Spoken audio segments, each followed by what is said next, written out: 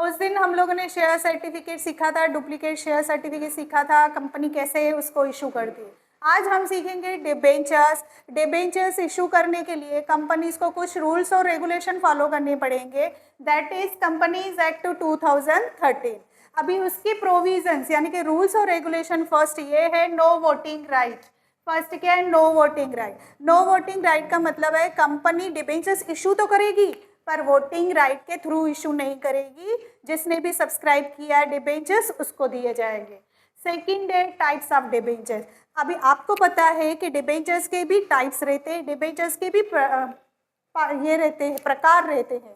First है convertible debentures, second है non convertible debentures. एक पार्टली होता है और एक फुल्ली होता है डिबेंचर्स कन्वर्टेबल। उसके बाद नेक्स्ट है third payment of interest and redemption. Payment of interest and redemption, अभी कोई भी बंदा डिबेंचर्स परचेज कर रहा है तो उसको क्यों कर रहा है? कुछ फ़ायदे के लिए।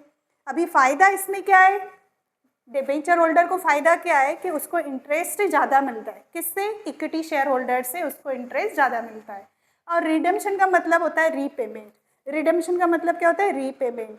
अभी कंपनी, अभी बंदा जो डिबेंचर्स उसमें इन्वेस्ट कर रहा है पैसा, तो कंपनी उसको क्या करती है? रीपेमेंट करती है। रीपेमेंट करती है, रिडम्पशन करती है, मतलब कि पैसे उसको वापस देती है। उसके बाद है debenture certificate.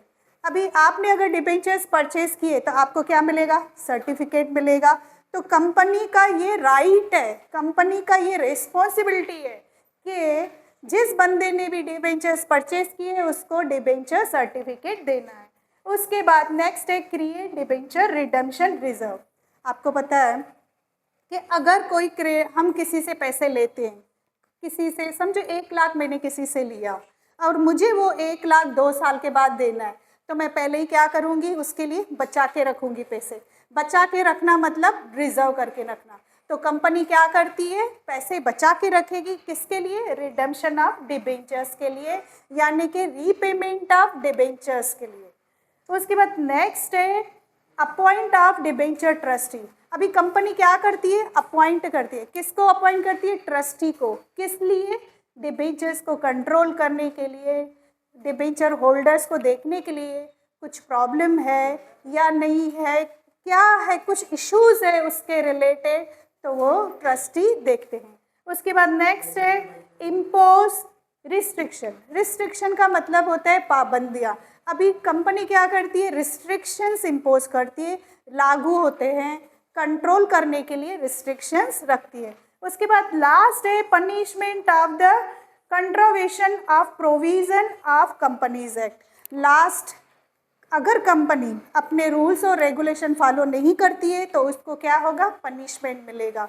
Punishment in the case of उसको पैसे बने हो सकते हैं, फाइन देना पड़ सकता है। अगर किसी को उसने डिबेंचर होल्डर को इंटरेस्ट पे नहीं किया तो उसको क्या करना पड़ेगा? पनिशमेंट मिलेगी कंपनी को, या तो उसके ऑफिसर्स को पनिशमेंट मिलेगी अगर उसने रूल्स और रेगुलेशन फॉलो करने किए होंगे।